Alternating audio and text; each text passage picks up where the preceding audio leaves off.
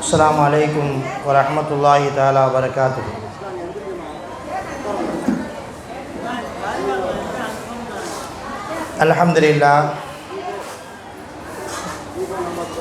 அல்ஹம்துலில்லாஹி ரப்பில் ஆலமீன்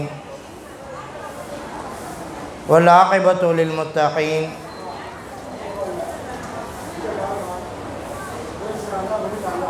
அஸ்ஸலாத்து வஸ்ஸலாமு அலா சய்யிதில் அன்பியாஇ وأشرف المرسلين وعلى آله وأزواجه الطيبين الطاهرين والمؤمنين والمسلمين كلهم أجمعين أما بعد.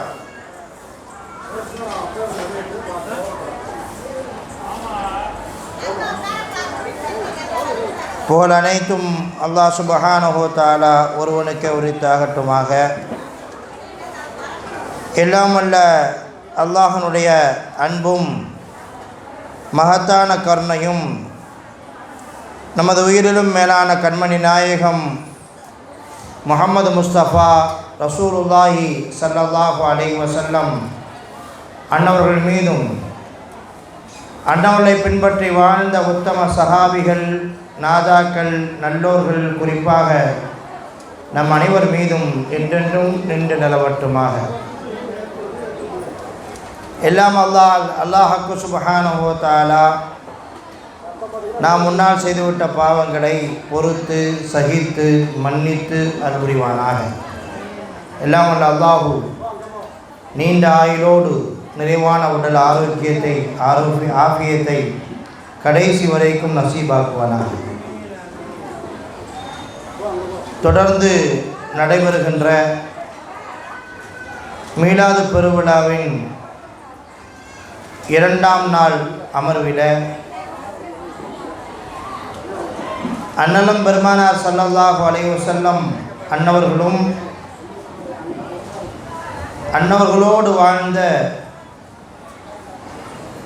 அன்னவர்களின் துணைவியர்களும் என்ற தலைப்பு இங்கே வழங்கப்பட்டிருக்கிறது.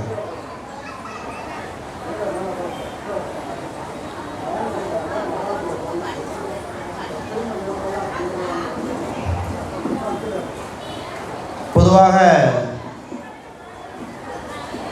வருடந்தோறும் ரபீஉல் அவ்வல் பிற 2 தர்பாரினுடைய கொடி இறக்கப்பட்டு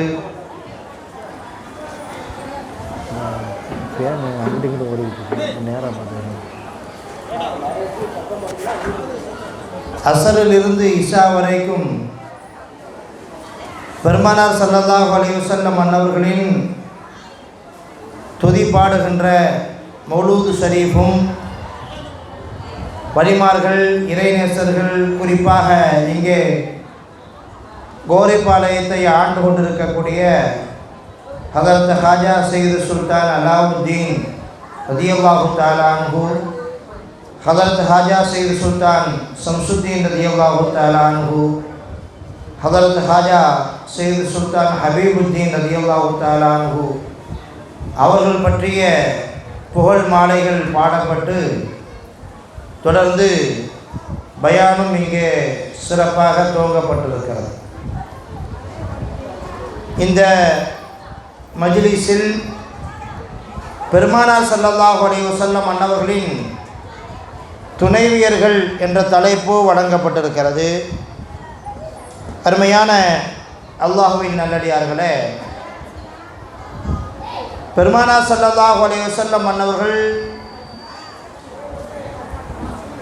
என்னவெல்லாம் துன்பப்பட்டிருக்கிறார்களோ, சமுதாயத்தின் மூலமாக என்னவெல்லாம் சோதனைகள் அவர்களுக்கு கொடுக்கப்பட்டதோ, அத்துணை சோதனைகளில் ஒரு பங்கு அன்னவர்களோடு வாழ்ந்த அன்னவர்களின் துணைவியர்களுக்கும் வழங்கப்பட்டது என்பதை வரலாறு நமக்கு சுட்டி காட்டுகிறது.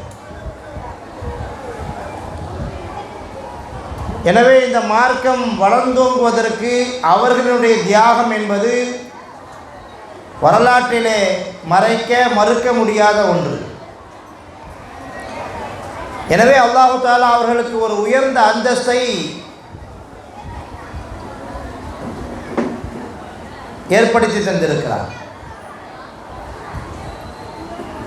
அவர்களை பற்றி அல்லாஹ் குர்ஆனிலே சொல்லுகிற பொழுது அந்நபியு அவுலா பில் முஃமினீன், அந்நபியு அவுலா பில் முஃமினீன், நபி ஸல்லல்லாஹு அலைஹி வஸல்லம் அன்னவர்கள் இருக்கிறார்களே அவர்கள் முஃமின்களுக்கு எல்லா உறவுகளை விட மிகவும் உயர்வானவர்கள். வ அஸ்வாஜுஹு உம்மஹாத்துஹும், பெருமானாருடைய துணைவிமார்கள், பெருமானாருடைய மனைவிமார்கள் இருக்கிறார்களே அவர்கள் முஃமின்களுடைய தாய்மார்கள். உம்மஹாத்துல் முஃமினீன், உலகத்தில் உள்ள எல்லா முஃமின்களுக்கும் தாயின் அந்தஸ்தில் அவர்கள் இருக்கிறார்கள் என்று அல்லாஹு தஆலா குர்ஆனிலே சொல்கிறார். அதேபோல் இன்னொரு வசனத்தில் பெருமானார் ஸல்லல்லாஹு அலைஹி வஸல்லம் அவர்களினுடைய மனைவிமார்களின் அந்தஸ்தை பற்றி சொல்கிற பொழுது, அவர்களுக்கு அல்லாஹ் வழங்கியிருக்கின்ற கண்ணியத்தை பற்றி சொல்கிற பொழுது சூரத்துல் அஹ்ஸாபிலே 32ஆம் வசனத்தில் அல்லாஹ் இப்படி சொல்வான், யா நிசா அன் நபியி, நபியின் துணைவியர்களே, லஸ்துன்ன கஅஹதின் மினன் நிசா, லஸ்துன்ன கஅஹதின் மினன் நிசா, உலகத்தில் ஏனைய பெண்களை போன்று அல்ல நீங்கள், உங்களுக்கென்று மகத்துவம் கண்ணியம் உயர்வு இருக்கிறது என்று அல்லாஹு தஆலா குர்ஆனில் சொல்லித் தருகிறார். அதேபோல் வமன் யக்னுத் மின்குன்ன லில்லாஹி வ ரசூலிஹி வ தஅமல் சாலிஹா, பெருமானாரின் துணைமார்களை அழைத்து அல்லாஹ் பேசுவான், நீங்கள் செய்யக்கூடிய நல் அமல்கள், வ தஅமல் சாலிஹன், நீங்கள் செய்யக்கூடிய நல் அமல்கள் இருக்கிறது, நூத்திஹா அஜ்ரஹா மர்ரத்தைனி, நாம் அதற்காக ஏனைய மக்களுக்கு கொடுக்கக்கூடிய நன்மைகளை விட 2 மடங்கு அதிகமாக நாங்கள் தருகிறோம். அல்லாஹ் சொல்கிறார். ஒரு சாதாரண முஃமின் தொழுகிறாரு, அவருக்கு அல்லாஹ் 10 நன்மை எழுதுறான் அப்படின்னு சொன்னால், தொழுகைக்கு அல்லாஹ் ஒரு 10 நன்மை அல்லாஹ் தருகிறான் என்று சொன்னால், பெருமானாருடைய துணைமார்கள் தொழுகிற பொழுது அல்லாஹு தஆலா 2 மடங்கான நன்மை தருகிறான் என்று குர்ஆன் பேசுகிறது. மாத்திரமல்ல, வஅதத்னா லஹா ரிஸ்கன் கரீமா, சங்கையான ரிஸ்கை அல்லாஹு தஆலா உணவு சொர்க்கத்தில் தயார் செய்து வைத்திருக்கிறான் என்று பெருமானார் ஸல்லல்லாஹு அலைஹி வஸல்லம் அன்னவருடைய துணைமார்கள் அவர்களுக்கு இருக்கின்ற அந்தஸ்தை அல்லாஹு தஆலா பேசுகிறான். அருமையானவர்களே, நபி ஸல்லல்லாஹு அலைஹி வஸல்லம் அன்னவர்களுடைய திருமண வாழ்க்கையை பற்றி மேற்கத்திய உலகத்தில் சில இஸ்லாமிய எதிர்ப்பாளர்கள் அவதூறாக நிறைய பேசியிருக்கிறார்கள். அவதூறாக நிறைய பேசியிருக்கிறாங்க. ஏன் பேசுனாங்க? பெருமானார் ஸல்லல்லாஹு அலைஹி வஸல்லம் அன்னவர்களுக்கு அல்லாஹு தஆலா 11 மனைவிமார்களை மணந்து கொள்ளக்கூடிய அனுமதியை அல்லாஹ் வழங்கியிருக்கிறார். ஒரே காலத்தில், சமகாலத்தில் 11 மனைவிமார்களை மணந்து கொள்ளக்கூடிய அனுமதியை அல்லாஹு தஆலா வழங்கியிருந்தார். 11 மனைவிமார்களை திருமணம் முடித்திருக்கிறார் என்று சொன்னால், பெருமானாருடைய பெண்ணொழுக்கம் சம்பந்தமாக தவறாக பேசினார்கள் ஐரோப்பிய மக்கள், மேற்கத்திய மக்கள். ஆனால் பெருமானாருடைய வரலாறையும் பெருமானாருடைய மனைவிமார்களை மணந்த சமயத்தையும் வரலாற்றிலே தெளிவாக பார்த்தால், பெருமானார் ஸல்லல்லாஹு அலைஹி வஸல்லம் அவர்கள் உடல் ஆசைக்காகவோ பெண் தேட்டத்திற்காகவோ இத்தனை திருமணங்களை செய்யவில்லை என்பதை தெளிவாக விளங்கிக் கொள்ள முடியும். ஐரோப்பிய அறிஞர்களிலே ஒருவர், தாமஸ் என்று சொல்லக்கூடிய ஒருவர், அவர் ஐரோப்பியர் மக்களுக்கு மத்தியிலே லண்டனிலே ஒரு முறை உரை நிகழ்த்துகிறார். அவருடைய பயானெல்லாம், அவருடைய பேச்சை காசு கொடுத்து மக்கள் கேட்பாங்க. டிக்கெட் எடுத்து போய் நினைச்சுவாங்க, காசு கொடுத்து கேட்பாங்க. தாமஸ் என்று சொல்லக்கூடிய மிகப்பெரிய ஒரு சயின்டிஸ்ட். அவர் ஒரு நாள் இப்படி விளம்பரம் செய்தார், நான் இறை தூதர் பற்றி பேசப் போகிறேன் என்று விளம்பரம் செய்தார். அங்கிருக்கக்கூடிய கிறிஸ்தவ உலகம், கிறிஸ்தவ மக்கள் முண்டியடித்து கொண்டு டிக்கெட்டுகளை வாங்கி அங்கே தாமஸுக்கு முன்னால் உட்கார்ந்திருக்கிற பொழுது, லட்சக்கணக்கான மக்கள் கூடியிருக்கிற பொழுது தாமஸ் பேச ஆரம்பிக்கிறார். என்ன பேச ஆரம்பிக்கிறார்? இறை தூதர் பற்றி நான் பேசப் போகிறேன் என்று சொன்னதும், நீங்கள் இயேசு கிறிஸ்துவை பற்றி தான் பேசப் போகிறார் என்ற எண்ணத்தில் நீங்கள் வந்திருப்பீர்கள். அவர் சொல்கிறார், இயேசு கிறிஸ்துவை பற்றி பேச போகிறேன் அப்படின்னு நீங்கள் நினைப்பீங்க. ஆனால் நான் பேசப் போகின்ற இறை தூதர் முஹம்மது ஸல்லல்லாஹு அலைஹி வஸல்லம் என்பதாக சொன்னார். சொல்லிட்டு அவங்க சொன்ன வார்த்தை, முஹம்மது சம்பந்தமாக நாம் நிறைய தவறான கருத்துக்களை வைத்திருக்கிறோம். குறிப்பாக முஹம்மது ஸல்லல்லாஹு அலைஹி வஸல்லம் அன்னவர்களின் திருமண வாழ்க்கை பற்றி நிறைய தவறான எண்ணங்களை நாம் வைத்திருக்கிறோம். ஆனால் நான் உங்களுக்கு ஒரு உண்மையை சொல்லித் தருகிறேன். என்ன தெரியுமா? பெருமானார் முஹம்மது ஸல்லல்லாஹு அலைஹி வஸல்லம் அன்னவர்கள் நெய் தடவிய ரொட்டியை சாப்பிட்டது கிடையாது. அவன் சொல்கிறான். முஸ்லீம்களின் அறிஞர்களில் பேசலை, பெருமானார் மீது நன்மதிப்பு இருக்கக்கூடிய மக்கள் பேசலை. இந்த கருத்தை யார் பேசுகிறார்? எங்கிருந்து பெருமானாருக்கு எதிர்ப்பு கிளம்பியதோ அதே ஐரோப்பிய மக்களிடத்திலிருந்து தான் இந்த கருத்து வருகிறது. தாமஸ் சொல்லுகிறார். என்ன சொல்லுகிறார்? பெருமானார் நெய் தடவிய ரொட்டியை சாப்பிட்டதில்லை. 2 நாட்கள் தொடர்ந்து அவர்கள் பசியார வயிறார உண்டதில்லை. பெருமானாரினுடைய வீட்டிலே 2 நாட்கள் தொடர்ந்து அடுப்பு எரிந்ததில்லை. பசியும் பட்டினியும் சோதனைகளும் போர்க்களங்களும் இத்தகைய மனிதன், இத்தனை சூழலில் வாழுகின்ற ஒரு மனிதன் பல திருமணம் செய்கிறார் என்று சொன்னால் அது உடல் தேவைக்கான திருமணம் அல்ல என்பதை தாமஸ் முன்வைக்கிறார். அருமையானவர்களே, பெருமானார் ஸல்லல்லாஹு அலைஹி வஸல்லம் அன்னவர்களினுடைய மன வாழ்க்கை, திருமண வாழ்க்கை நாமெல்லாம் அறிந்திருக்கிறோம். பெருமானார் ஸல்லல்லாஹு அலைஹி வஸல்லம் அன்னவர்கள் தனது 25வது வயதிலே அன்னை ஹதீஜா ரலியல்லாஹு தஆலா அன்ஹா அவர்களை மணக்கிறார்கள், திருமணம் முடிக்கிறார்கள். அன்னை ஹதீஜா ரலியல்லாஹு தஆலா அன்ஹா அவர்களோடு முதல் திருமணம் பெருமானாருக்கு. 25 வயது வாலிபராக இருக்கக்கூடிய பெருமானாரை பற்றி மக்காவிலே அரபுலகத்திலே எல்லோருக்கும் தெரியும். நல்ல பண்பாளர், எல்லா நல்ல குணங்களுக்கும் சொந்தக்காரர்.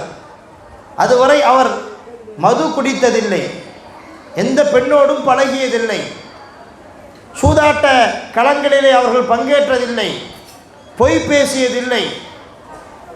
ஊரார் தங்களது சொத்துக்களை பொருட்களை கொடுத்து வைத்து குறித்த நேரத்தில் கேட்டால் அமானிதத்தை சரியாக நிறைவேற்றக்கூடிய பெருமானார் ஸல்லல்லாஹு அலைஹி வஸல்லம் அன்னவர்களை பற்றி அறிந்த அன்னை ஹதீஜா ரலியல்லாஹு தஆலா அன்ஹா, ஏற்கனவே 2 திருமணம் முடித்த அன்னை ஹதீஜா ஏற்கனவே என்ன செஞ்சிருக்கிறாங்க? 2 திருமணம் முடிச்சிருக்கிறாங்க. ஒரு கணவரை திருமணம் முடித்து அவர் இறந்த பிறகு இன்னொரு கணவனை திருமணம் முடித்திருக்கிறார்கள். அந்த கணவன்மார்களுடைய திரண்ட சொத்துக்கள் அன்னை ஹதீஜாவிடத்திலே இருந்துச்சு. அந்த சொத்துக்களை வைத்து அன்னை ஹதீஜா ரலியல்லாஹு தஆலா அன்ஹா பெரும் வியாபாரம் செய்து வந்தார்கள் மக்காவிலே. அவங்க வியாபாரத்தை பற்றி மக்காவில் சொல்கிறாங்க. மக்காவின் ஒட்டுமொத்த வியாபாரிகள் எல்லாம் சேர்ந்து ஒரு 10 டன் ஜவுளி அனுப்புனாங்கன்னு சொன்னால் வியாபாரத்துக்கு அன்னை ஹதீஜா மாத்திரம் 10 டன் அனுப்புவாங்க. எல்லா வியாபாரியும் சேர்ந்து ஒரு 100 டன் ஜவுளியை அயல் நாட்டுக்கு ஷாமுக்கு வியாபாரத்துக்காக அனுப்பிச்சி வச்சாங்கன்னு சொன்னால் அன்னை ஹதீஜா அவர்கள் மாத்திரம் ஒரு 100 டன் செய்வாங்க, அனுப்பிச்சி வைப்பாங்க. அவ்வளோ பெரிய வியாபாரி அன்னை ஹதீஜா ரலியல்லாஹு தஆலா அன்ஹா. எல்லாமே அவருடைய முந்திய கணவன்மார்களுடைய சொத்துக்கள். அந்த சொத்துக்களை பராமரிப்பதற்கும் வியாபாரத்தை திறம்பட நடத்துவதற்கும் நம்பிக்கையான ஒரு மேலாளர் அவங்கள்ட்ட இல்லை. அப்பொழுது பெருமானார் ஸல்லல்லாஹு அலைஹி வஸல்லம் அன்னவர்களை பற்றி கேள்விப்பட்டு பெருமானாரை அழைத்து தனது முழு வியாபாரத்திற்கும் பொறுப்பாளராக பெருமானார் ஸல்லல்லாஹு அலைஹி வஸல்லம் அன்னவர்களை நியமிக்கிறார்கள். இதுவரை எப்படி மேனேஜர்களை பார்த்திருக்கிறார்களோ, மேலாளர்களை அன்னை ஹதீஜா ரலியல்லாஹு பார்த்திருக்கிறார்களோ, அதை விட்டும் முற்றிலுமாக வித்தியாசப்பட்ட மேலாளராக பெருமானார் ஸல்லல்லாஹு அலைஹி வஸல்லம் இருந்தாங்க. அவங்களுக்கு உதவியாளராக ஒரு மைசரா என்ற ஒரு அடிமையை அன்னை கதீஜா நியமிச்சிருந்தாங்க. பெருமானாருடைய நடவடிக்கையை பற்றி முழுமையாக தெரிந்து கொண்டு அவர்களை பற்றிய முழு தகவலையும் எனக்கு தர வேண்டும் என்று மைசராவை அதற்காகவே பணித்திருந்தார்கள். மைசரா கண்ட காட்சிகளை எல்லாம் குறித்து வைத்து கொண்டார். அதில் ஒரு மிக முக்கியமான காட்சி, ஷாமிலே ஒரு நிழல் அடியிலே, ஒரு மரத்தினுடைய நிழல் அடியிலே உறங்குகிறார்கள் பெருமானார் ஸல்லல்லாஹு அலைஹி வஸல்லம். ஓய்வெடுத்து விட்டு தனது வியாபாரத்திற்காக பெருமானார் கிளம்புகிற பொழுது அந்த மரத்தடிக்கு ஒரு வேதம் அறிந்த பாதிரியார் வருகிறார். அங்கிருந்த மைசராவிடத்தில் கேட்கிறார், மைசரா, இங்கு யார் தங்கியிருந்தது என்று கேட்கிறார். மைசரா சொன்னார், மக்காவை சார்ந்த முஹம்மது என்ற ஒரு அரபி அவர் தங்கியிருந்தார். அவர் அன்னை கதீஜாவினுடைய அத்தனை வியாபார பொருளுக்கும் பொறுப்பாளராக வந்திருக்கிறார் என்று சொல்கிற பொழுது அந்த பாதிரி சொல்கிறார், நான் ஆலயத்திலிருந்து கவனித்தேன், இந்த மரம் வளைந்து முழுமையான நிழலை இந்த பகுதிக்கு மாத்திரம் கொடுத்தது. அவர் சொல்கிறார், இந்த மரம் நேராக இருக்கக்கூடிய மரம் இவ்வளவு நேரம் வளைந்து ஒட்டுமொத்த நிழலையும் இந்த மரத்து அடியில் கொடுத்து கொண்டிருந்தது அப்படின்னு சொல்லிட்டு அந்த பாதிரி இன்னொரு தகவலை சொல்கிறாரு. இந்த மரத்தை பற்றி எங்களுடைய வேதத்திலே சில குறிப்புகள் இருக்கிறது. இந்த மரம் உலகத்தில் அனுப்பப்படுகின்ற இறுதி நபிக்கு மாத்திரம்தான் நிழல் தரும். எனவே இங்கு ஓய்வெடுத்து சென்றவர் இறுதி நபியாக அனுப்பப்படுவார் என்பதாக அந்த பாதிரி என்ன செய்கிறாரு, மைசராவிடத்தில் சொல்கிறார். மைசரா அதை குறித்து வைத்துக் கொள்கிறார். மக்கா திரும்பியதும் நடந்த நிகழ்வுகளை எல்லாம் மைசரா அன்னை கதீஜா ரலியல்லாஹு தஆலா அன்ஹா அவரிடத்தில் எடுத்து சொல்லி இந்த குறிப்பையும் கொடுக்கிற பொழுது அன்னை கதீஜா ரலியல்லாஹு தஆலா அன்ஹா பெருமானார் ஸல்லல்லாஹு அலைஹி வஸல்லம் அவர்களை மணந்து கொள்ள வேண்டும் என்ற எண்ணத்திற்கு வருகிறார்கள். பெருமானாரை திருமணம் முடிச்சுக்கணும் அப்படிங்கிற எண்ணத்துக்கு வராங்க. தனது தோழி ஒருவர் மூலமாக பெருமானாருடைய மாமிக்கு தகவலை கொடுத்து பெருமானாரிடத்திலே சம்மதம் பெற்று ஸல்லல்லாஹு அலைஹி வஸல்லம் அவர்களை திருமணம் முடிக்கிறார்கள். அங்கே கவனிக்க வேண்டிய மிகப்பெரிய ஒரு செய்தி என்ன தெரியுமா, பெருமானாருக்கு வயது 25. அவர்கள் கரம் பிடிக்கின்ற துணைவியார் முதல் மனைவி அன்னை கதீஜா ரலியல்லாஹு தஆலா அன்ஹா அவர்களுக்கு வயது 40. அவங்களுக்கு வயசு முதல் திருமணம். நம்ம ஒரு 15 வயசு கூட்டின பிள்ளைய கல்யாணம் பண்ணிப்போமாங்க? நம்ம ஒரு 15 வயசு கூட்டின பிள்ளைய கல்யாணம் பண்ணிப்போமா? எவ்வளோ யோசனை வருது நமக்கு. பெருமானாருடைய முதல் திருமணம், பெருமானாருடைய வயசு 25. அன்னை கதீஜா ரலியல்லாஹு தஆலா அன்ஹா அவங்களுக்கு வயசு 40. அல்லாஹ் பரிபூர்ணமான வாழ்க்கையை அன்னை கதீஜா ரலியல்லாஹு தஆலா அன்ஹா அவர்கள் மூலம் மாத்திரமே பெருமானாருக்கு அல்லாஹு தஆலா வழங்கினார். 6 குழந்தைகளை அல்லாஹு தஆலா அன்னை கதீஜா ரலியல்லாஹு தஆலா அன்ஹா அவங்களோடு சேர்த்து கொடுத்தாங்க. 2 ஆண் மக்கள், 4 பெண் மக்கள். நபி ஸல்லல்லாஹு அலைஹி வஸல்லம் அவர்களுடைய 50 வயது வரைக்கும் அன்னை கதீஜா ரலியல்லாஹு தஆலா அன்ஹா அவர்களோடு இணைந்து வாழ்கிறார்கள்.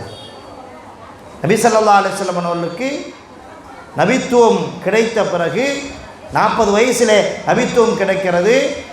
பெருமானார் ஸல்லல்லாஹு அலைஹி வஸல்லம் அவர்கள் 53 வயது வரைக்கும் மக்காவிலே வாழ்கிறார்கள். பெருமானாருடைய 50 வயது வரைக்கும் அன்னை கதீஜா ரலியல்லாஹு தஆலா அன்ஹா அவங்க பெருமானாரோடு இணைந்து வாழ்கிறார்கள். பெருமானாரினுடைய 50வது வயசு அன்னை கதீஜா ரலியல்லாஹு தஆலா அன்ஹா அவங்களுக்கு 65வது வயது.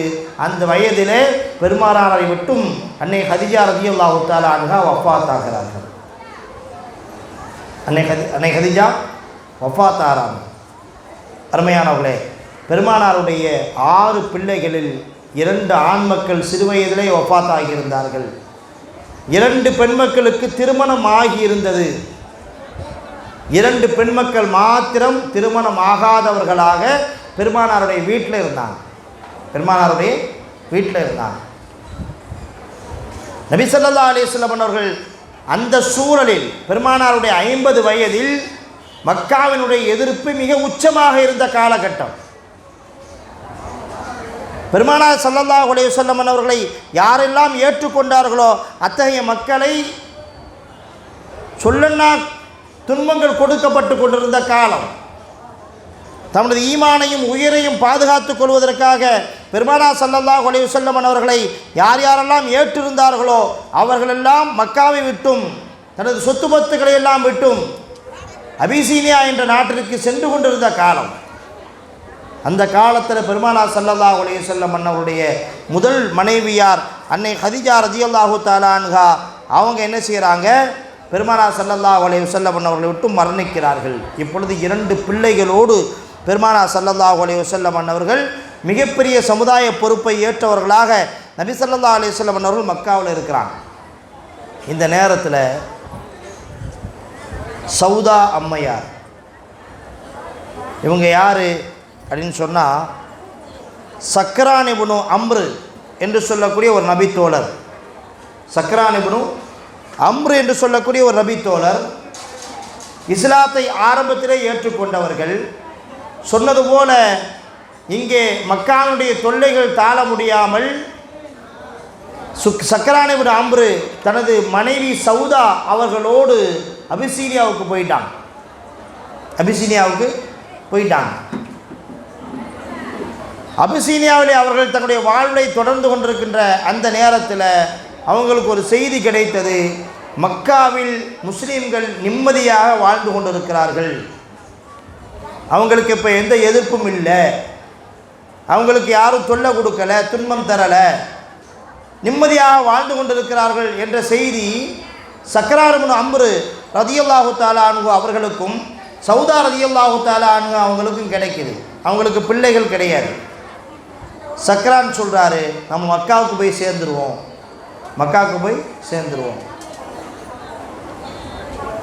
என்று தனது தள்ளாத வயதிலே தனது மனைவி சௌதா 60 வயது நிரம்பிய சௌதா ரலியல்லாஹு தஆலா அன்ஹா அவர்களை அழைத்து கொண்டு என்ன செய்கிறாங்க, மக்காவுக்கு வர்றாங்க.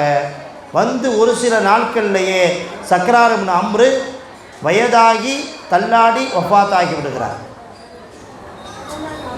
வயது முதிர்வின் காரணத்தினால வஃபாத்தாகி விடுறாங்க. சௌதா ரலியல்லாஹு தஆலா அன்ஹா தன்னந்தனியாக மக்காவிலே வாழ்கிறார்கள்.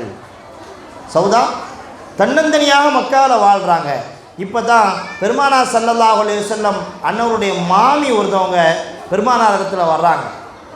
வந்து சொன்னாங்க, யா ரசூலல்லாஹ், சௌதா தன்னந்தனியாக வாழ்ந்து கொண்டிருக்கிறார், எதிரிகளின் மூலமாக அவர்களுக்கு இன்னும் சில தொல்லைகள் வருவதற்கு வாய்ப்பு இருக்கிறது. யா ரசூலல்லாஹ், உங்கள் வீட்டிலேயும் 2 பெண் மக்கள் தன்னந்தனியாக இருக்கிறார்கள், நீங்கள் சமூகத்தினுடைய பொறுப்புகளை தோளில் சுமந்தவர்களாக பல இடங்களுக்கு செல்றீங்க, உங்களுடைய பிள்ளைகளுக்கும் ஒரு சிறந்த பாதுகாப்பு தேவை, எனவே யா ரசூலல்லாஹ் சௌதாவை திருமணம் முடித்துக் கொள்ளுங்கள் என்று சொல்கிறார். சௌதாவை திருமணம் முடிச்சுக்கங்க என்று சொல்கிறார்கள். நீண்ட யோசனைக்கு பிறகு நபிகள் நாயகம் ஸல்லல்லாஹு அலைஹி வஸல்லம் அவர்கள் சௌதா ரலியல்லாஹு தஆலா அன்ஹா அவர்களை திருமணம் முடிக்கிறார்கள். அப்படி திருமணம் முடிக்கும் பொழுது நபி ஸல்லல்லாஹு அலைஹி வஸல்லம் வயசு 51, நபி ஸல்லல்லாஹு அலைஹி வஸல்லம் வயசு 51, சௌதா அம்மையாருடைய வயசு 60. அங்கேயும் 9 வயசு தன்னை விட வயது கூடிய பெண்ணை சௌதா ரலியல்லாஹு தஆலா அன்ஹா அவர்களை நபிகள் நாயகம் ஸல்லல்லாஹு அலைஹி வஸல்லம் அவர்கள் கரம் பிடிக்கிறார்கள். சௌதா ரலியல்லாஹு தஆலா அன்ஹா வாழ்ந்து முடித்தவர்கள் தங்களுடைய 2 பிள்ளைகளை பராமரிக்க வேண்டும் என்ற ஒரு காரணத்திற்காக மாத்திரமல்ல, சௌதா ரலியல்லாஹு தன்னந்தனியாக கணவனை இழந்து வாழுகிறார்கள், எதிரிகளின் மூலமாக அவர்களுக்கு துன்பம் நேர்ந்துவிடும் என்ற காரணத்திலே நபி ஸல்லல்லாஹு அலைஹி வஸல்லம் அவர்கள் சௌதா ரலியல்லாஹு தஆலா அன்ஹா அவர்களை திருமணம் முடிக்கிறார்கள். அன்னை ஹதீஜா ரலியல்லாஹு தஆலா அன்ஹாவுடைய வஃபாத்துக்கு பிறகு சௌதா ரலியல்லாஹு தஆலா அன்ஹா அவர்களை திருமணம் முடிக்கிறார். அதே நிலையில் ஹதரத் அபூபக்கர் ரலியல்லாஹு தஆலா அன்ஹு அவருடைய மகளார் ஹதரத் ஆயிஷா ரலியல்லாஹு தஆலா அன்ஹா அவர்கள் பருவ வயது எய்யாத ஒரு சிறுமியாக இருந்தார்கள். அபூபக்கர் ரலியல்லாஹுடைய வேண்டுகோளை ஏற்றுக்கொண்டு, யா ரசூலல்லாஹ், நீங்கள் எனது மகளாரை திருமணம் முடித்து கொள்ள வேண்டும் என்று பெருமானார் ஸல்லல்லாஹு அலைஹி வஸல்லம் அன்னவரிடத்தில் அபூபக்கர் ரலியல்லாஹு தஆலா அன்ஹு அவர்கள் வேண்டிக் கொண்டதற்காக அன்னை ஆயிஷா ரலியல்லாஹு தஆலா அன்ஹா அவர்களை திருமணம் முடித்து தகப்பன் வீட்டிலேயே விட்டாங்க. ஏன்? அவங்க பருவ வயது எய்யாத ஒரு சிறிய பெண்மணியாக இருந்த காரணத்தினால அன்னை ஆயிஷா ரலியல்லாஹு தஆலா அன்ஹா அவங்கள தகப்ப வீட்டிலே விட்டுட்டாங்க. அபூபக்கர் ரலியல்லாஹுடைய வீட்டிலே விட்டுட்டாங்க. நபி ஸல்லல்லாஹு அலைஹி வஸல்லம் அவர்கள் தான் வீட்டில் வச்சுருந்தது சௌதா ரலியல்லாஹு தஆலா அன்ஹா அவங்கள மாத்திரம். நபி ஸல்லல்லாஹு அலைஹி வஸல்லம் அவர்கள் எந்த திருமணத்தை செய்தாலும் அதற்கு ஒன்று சமய காரணம் இருக்கும், மார்க்க ரீதியான காரணம் இருக்கும். இல்லை என்று சொன்னால் அரசியல் காரணம் இருக்கும், அரசியல் காரணம் இருக்கும். இல்லை என்று சொன்னால் சிலருக்கு சிறந்த அந்தஸ்தை வழங்க வேண்டும் என்பதற்காக நபி ஸல்லல்லாஹு அலைஹி வஸல்லம் அவர்கள் திருமணம் முடித்திருப்பார்கள். இப்போ அன்னை ஆயிஷா ரலியல்லாஹு தஆலா அன்ஹா அவங்கள பெருமானார் ஸல்லல்லாஹு அலைஹி வஸல்லம் அவங்க திருமணம் முடிக்க காரணம் என்ன? அவங்க ஒரு சிறுமியாக இருந்தாங்க. ஆனால் அல்லாஹ்வுடைய உத்தரவு, நீங்கள் ஆயிஷாவை திருமணம் முடித்துக் கொள்ளுங்கள். ஜிப்ரீல் அலைஹிஸ்ஸலாம் அவங்க என்ன செய்கிறாங்க, ஒரு முறை பெருமானாருடைய கனவுல வராங்க. வந்து ஒரு பல்லக்கை காட்டுகிறார்கள், ஒரு பல்லக்கில் காட்டுறாங்க. திரை துணியால் அந்த பல்லக்கு மூடப்பட்டிருக்கிறது. பெருமானாரை அழைத்து, யா ரசூலல்லாஹ், இதிலே உள்ளே யார் இருக்கிறார் பாருங்கள் என்று ஜிப்ரீல் அலைஹிஸ்ஸலாம் அன்னவர்கள் கூற, பெருமானார் ஸல்லல்லாஹு அலைஹி வஸல்லம் அவர்கள் அந்த திரையை விலக்கி பார்க்கிறார்கள். உள்ளே ஆயிஷா ரலியல்லாஹு தஆலா அன்ஹா இருக்கிறார்கள். ஜிப்ரீல் அலைஹிஸ்ஸலாம் சொன்னாங்க, யா ரசூலல்லாஹ், இவர்களை நீங்கள் திருமணம் முடித்துக் கொள்ளும்படி அல்லாஹ் உங்களுக்கு கட்டளையிட்டு இருக்கிறான், எனவே திருமணம் முடித்துக் கொள்ளுங்கள் என்று சொல்கிறார்கள். அன்னை ஆயிஷா ரலியல்லாஹு தஆலா அன்ஹா அவர்கள் அப்பொழுது திருமணம் முடிக்கப்படுகிறார்கள். ஆயிஷா ரலியல்லாஹு தஆலா அன்ஹா அவர்களை பெருமானாருடைய மன வாழ்க்கைக்கு அல்லாஹ் தஆலா ஏன் தேர்ந்தெடுத்தார்? அருமையானவர்களே, 2210 ஹதீஸ்கள் அந்த சமுதாயத்துக்கு கொடுத்துருக்குறாங்க. பெருமானாருடைய 2210 அருள் வாக்குகளை இந்த சமுதாயத்துக்கு கொடுத்துருக்குறாங்க. அதே போல் வேற எந்த பெண்மணியும் கொடுத்ததில்லை. அதே போல் எந்த பெண்மணியும் பெருமானாருடைய வாக்குகளை கொடுத்ததில்லை, அருள் வாக்குகளை கொடுத்ததில்லை. ஹதரத் ஆயிஷா ரலியல்லாஹு தஆலா அன்ஹா அவர்கள் மிகப்பெரிய கல்விமானாகவும் அறிவுஜீவியாகவும் இருந்தார்கள். நிறைய ஆண்களுடைய ஹதீஸுகள் முரண்படுகிற பொழுது, பெரும் சஹாபாக்கள் உடைய ஹதீஸுகள் முரண்படுகிற பொழுது, ஹதரத் ஆயிஷா ரலியல்லாஹு தஆலா அன்ஹா அவர்கள் அறிவிக்கக்கூடிய ஹதீஸுகள் அதற்கு தீர்வு சொல்லக்கூடிய நிகழ்வாக இருந்திருக்கு. உதாரணமாக, நோன்பு வைக்கக்கூடிய ஒருவர் சஹருடைய நேரத்தில் குளிப்பு கடமையாக இருக்குது. ஒரு ஆணுக்கோ பெண்ணுக்கோ என்ன செஞ்சிருக்கு, குளிக்க வேண்டிய சூழ்நிலையில் இருக்கிறாங்க. குளிக்க வேண்டிய சூழ்நிலையில் இருக்கக்கூடிய ஒரு ஆணோ பெண்ணோ குளித்து விட்டு தான் சஹர் செய்ய வேண்டுமா? குளிக்க முன்னால் சஹர் செஞ்சுக்கலாமா? சஹர் உணவு சாப்பிடலாமா? சஹர் நியத்து வைக்கலாமா? நோன்புக்கும் குளிப்புக்கும் சம்பந்தம் இருக்கிறதா? இப்படி ஒரு கேள்வி. இந்த கேள்வி எல்லா நோன்புலையும் நமக்கு வரும். ஹதரத் அபூ ஹுரைரா ரலியல்லாஹு தஆலா அன்ஹு ஒரு ஹதீஸில் சொல்கிறாங்க, குளிச்சுட்டு தான் சஹர் உணவு சாப்பிடணும், சஹர் நியத்து வைக்கணும்னு சொல்லிடுறாங்க. குளிச்சுட்டு தான் சஹர் உணவு சாப்பிடணும், சஹர் நியத்து வைக்கணும்னு சொல்லிடுறாங்க. இந்த கேள்வியோடு அன்னை ஆயிஷா ரலியல்லாஹு தஆலா அன்ஹா அவர்களை சில பெருமக்கள் சந்திக்கிறார்கள், கல்விமான்கள் சந்திக்கிறார்கள். சந்தித்து கேட்குறாங்க, அபூ ஹுரைரா இப்படி ஒரு ஹதீஸை சொல்கிறாங்களே, இதற்கு நீங்கள் என்ன தீர்வு சொல்கிறீர்கள்? அப்பொழுது அதாவது ஆயிஷா ரலியல்லாஹு தஆலா அன்ஹா ஒரு ஹதீஸை சொன்னார்கள். பெருமானார் என்னிடத்தில் தங்கியிருந்த ஒரு காலம், அப்பொழுது பெருமானார் குளிக்கும் சூழ்நிலையில் இருந்தார்கள். ஆனால் பெருமானார் குளிக்காம சஹர் உணவை சாப்பிட்டார்கள், சஹர் நியத்தை செய்தார்கள். அதன் பிறகு குளித்து விட்டு சுபு தொழுகைக்காக ஃபஜ்ர் தொழுகைக்காக சென்றார்கள். இதுதான் சட்டம் என்பதாக ஹஜ்ரத் ஆயிஷா ரலியல்லாஹு தஆலா அன்ஹா சொல்கிறாங்க. அதுதான் இன்றைக்கு வரைக்கும் சட்டம். அதான் இன்றைக்கு வரைக்கும் சட்டம். மிகப்பெரிய அறிவுஜீவி பெருமானார் ஸல்லல்லாஹு அலைஹி வஸல்லம் அவர்கள் மதீனாவுக்கு சென்றடைந்த பிறகு 9 மாதம் கழித்த பிறகு ஹஜ்ரத் ஆயிஷா ரலியல்லாஹு தஆலா அன்ஹா பருவ வயதை எய்து திருமண வாழ்க்கைக்கு தகுதியாகி மதீனா நோக்கி வருகிறார்கள். நபி ஸல்லல்லாஹு அலைஹி வஸல்லம் அவர்கள் அங்கே சௌதா ரலியல்லாஹு தஆலா அன்ஹா தனது 2 பெண்மக்களோடு ஒரு வீட்டில் குடியிருக்கிறார்கள். பக்கத்திலே ஒரு அறை, மஸ்ஜித் நபவிக்கு உள்ளே ஒரு அறை அமைத்து அன்னை ஆயிஷா ரலியல்லாஹு தஆலா அன்ஹா அவர்களுக்கு நபி ஸல்லல்லாஹு அலைஹி வஸல்லம் அவர்கள் அங்கே தங்க இடம் கொடுக்கிறார்கள். அருமையானவர்களே, அன்றைக்கு தங்கிய பெருமானார் ஸல்லல்லாஹு அலைஹி வஸல்லம் இன்று வரைக்கும் கியாமத் வரைக்கும் ஆயிஷா ரலியல்லாஹு அன்ஹா வீட்டில் தான் தங்குறாங்க. உமர் இப்னு கத்தாப் ரலியல்லாஹு தஆலா அன்ஹு சரி முடிஞ்சா பார்த்துக்கிறேங்க.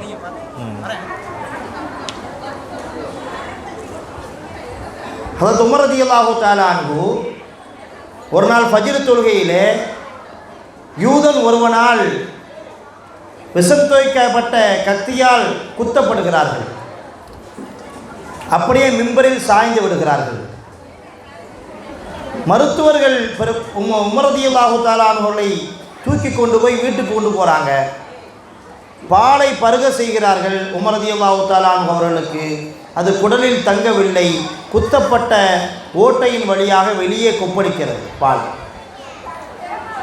உமர் ரலியல்லாஹு தஆலா அன்ஹு தனது மரணத்தை உணர்ந்து கொள்கிறார்கள். மரணமாக போகிறோம், வஃபாத்தாக போகிறோம் அப்படிங்கிற செய்தியை உணர்ந்து கொள்கிறார்கள். என்றாலும் தான் பெருமானாருக்கு பக்கத்திலேயே அடக்கம் செய்யப்பட வேண்டும் என்று அவங்களுக்கு ஒரு பெரிய ஆசை. தனது மகனார் இப்னு உமரை அழைத்து, மகனே வா, அப்துல்லாவே வா என்று அழைத்து அன்னை ஆயிஷா ரலியல்லாஹு தஆலா அன்ஹாவுடைய கதவை தட்டி, உமர் கேட்கிறார், அமீருல் முஃமினீன் என்று சொல்லாதே, ஆட்சியாளர் என்று சொல்லாதே, உமர் கேட்கிறார், பெருமானாருக்கு பக்கத்திலே தங்கள் இல்லத்திலே அவர்கள் அடக்கம் செய்யப்பட வேண்டும் என்று விருப்பம் தெரிவிக்கிறார்கள். நீங்கள் அனுமதி அளித்தால் உமர் அங்கே அடக்கம் செய்யப்படுவார் என்று அனுமதி கேள் என்பதாக தனது மகனார் அப்துல்லாவை அனுப்பி வைக்கிறார்கள். உமர் ரலியல்லாஹு தஆலா அன்ஹு ஹஜ்ரத் அப்துல்லா இப்னு உமர் ரலியல்லாஹு தஆலா அன்ஹு அன்னை ஆயிஷா ரலியல்லாஹு வீட்டுக்கு வருகிறார்கள். வருகை தந்து தந்தையார் சொல்லி அனுப்பியது போலவே அனுமதியும் கேட்கிறார்கள். எனது தந்தையார் உமர் உங்களிடத்தில் அனுமதி கேட்கிறார். தாங்கள் இங்கே அடக்கம் செய்யப்பட வேண்டும் என்று விருப்பம் தெரிவிக்கிறார். தாங்கள் அனுமதி அளித்தால் உமர் ரலியல்லாஹு தஆலா அன்ஹு இங்கே அடக்கம் செய்யப்படுவார். அனுமதி அளிப்பீர்களா என்று கேட்கிற பொழுது அன்னை ஆயிஷா ரலியல்லாஹு சொன்னார்கள், நான் எனக்காக அந்த இடத்தை தயார் செய்து வைத்திருந்தேன். எனது கணவனார் பெருமானார் ஸல்லல்லாஹு அலைஹி வஸல்லம் அவர்கள் அடங்கப்பட்டிருக்கிறார்கள் எனது இல்லத்தில். எனது தந்தையார் அபூபக்கர் ரலியல்லாஹு அவர்களோடு இணைந்து அங்கே அடக்கம் செய்யப்பட்டிருக்கிறார்கள் எனது இல்லத்தில். பாக்கி உள்ள இடத்தில், மீத உள்ள இடத்தில் நான் இறந்த பிறகு அடக்கம் செய்யப்பட வேண்டும் என்ற எண்ணத்தில் இருக்கிறேன். ஆனால் எனக்கு உமர் பல உதவிகளை செய்திருக்கிறார். எனவே உமருக்காக நான் வெளியேறுகிறேன் என்பதாக அந்த சமயத்தில் அன்னை ஆயிஷா ரலியல்லாஹு தஆலா அன்ஹா தனது இல்லத்திலிருந்து கிளம்புகிறார்கள். அருமையானவர்களே, மார்க்கத்திற்காக நிறைய தியாகம் செய்தவர்கள் அன்னை ஆயிஷா ரலியல்லாஹு தஆலா அன்ஹா. அவர்கள் பெருமானாருடைய வஃபாத்திற்கு பிறகு பெருமானார் ஸல்லல்லாஹு அலைஹி வஸல்லமுடைய ஹதீஸுகளை ஆண்களுக்கு பயிற்றுவிக்கக்கூடிய ஒரு ஆசிரியராக அவர்கள் இருந்தார்கள் என்பதை நாம் வரலாற்றில் பார்க்கிறோம். மார்க்கம் சம்பந்தமான பிரச்சனைகள் வருகிற பொழுது, கருத்து மோதல்கள் ஏற்படுகிற பொழுது, ஹதீஸ் சம்பந்தமான பிரச்சனைகள் ஏற்படுகிற பொழுது எல்லா சஹாபிகளும் ஒட்டுமொத்தமாக ஒன்று சேர்ந்து அன்னை ஆயிஷா ரலியல்லாஹு தஆலா அன்ஹா அவர்களை சந்திப்பார்கள். அன்னை ஆயிஷா ரலியல்லாஹு சொல்லக்கூடிய தீர்ப்பு அத்துணை நபர்களாலும் ஏற்றுக்கொள்ளத்தக்க தீர்ப்பாக இருந்தது என்பதை பதிவு செய்கிறார் வரலாற்றில். ஆயிஷா ரலியல்லாஹு அவர்கள் சம்பந்தமாகவே கிட்டத்தட்ட 10 சட்டங்கள் குர்ஆனில் இறக்கப்பட்டிருக்கு. அது ஒரு தனி தலைப்பாகவே பேசப்பட்டிய செய்தி. 10 சட்டங்கள். தயமம் அன்னை ஆயிஷா ரலியல்லாஹு தஆலா அன்ஹா அவர்களால் கிடைத்த பரிசு. ஒரு குடும்ப பெண்ணின் மீது, ஒரு நல்ல பெண்மணியின் மீது ஒருவன் இட்டுக்கட்டினால் அவனுக்கு என்ன தண்டனை? அன்னை ஆயிஷா ரலியல்லாஹு தஆலா அன்ஹா அவர்களால் குர்ஆனில் கொடுக்கப்பட்ட மிகப்பெரிய ஒரு சட்டம் அது. இப்படி அன்னை ஆயிஷா ரலியல்லாஹு மூலமாக 10 சட்டங்கள் வரைக்கும் குர்ஆனிலே பதிவு செய்யப்பட்டிருக்கிறது. அத்தகைய அறிவு ஜீவியை பெருமானார் ஸல்லல்லாஹு அலைஹி வஸல்லமுடைய வாழ்க்கைக்குள்ளே அல்லாஹ் கொண்டு வந்து சேர்க்க வேண்டும் என்று நினைத்து ஹஜ்ரத் ஆயிஷா ரலியல்லாஹு தஆலா அன்ஹா அவர்களை மார்க்க காரணத்திற்காக பெருமானார் மணந்து கொண்டார்கள். மதீனாவில் நபி ஸல்லல்லாஹு அலைஹி வஸல்லம் அவர்கள் வந்த பிறகு மதீனாவினுடைய சூழல்கள் வேறு மாறி ஒரு திசையை நோக்கி மாறிய பொழுது அங்கே நிறைய போர்க்களங்களை நபி ஸல்லல்லாஹு அலைஹி வஸல்லம் அவர்கள் சந்திக்கிறார்கள். நபி ஸல்லல்லாஹு அலைஹி வஸல்லம் அவங்க சந்தித்த போர்க்களங்களில் முதலாவது போர்க்களம் பத்ரு போர்க்களம். இரண்டாவது சந்தித்த போர்க்களம் உஹது போர்க்களம். உஹது போர்க்களத்தில் நிறைய சஹாபிகள், கிட்டத்தட்ட 70 சஹாபிகள் ஷஹீதாகிறாங்க. 70 சஹாபாக்கள் ஷஹீதாகிறாங்க. அதில் குறிப்பிட்டு சொல்ல போனால் ஹுஸ்னு இப்னு ஹுதைஃபா ரலியல்லாஹு தஆலா அன்ஹு என்று சொல்லக்கூடிய ஒரு நபித்தோழர், அவங்களும் ஷஹீதாகிறாங்க. அவங்க யார் அப்படின்னு சொன்னால் உமர் ரலியல்லாஹு தஆலா அன்ஹு அவருடைய மருமகனார்.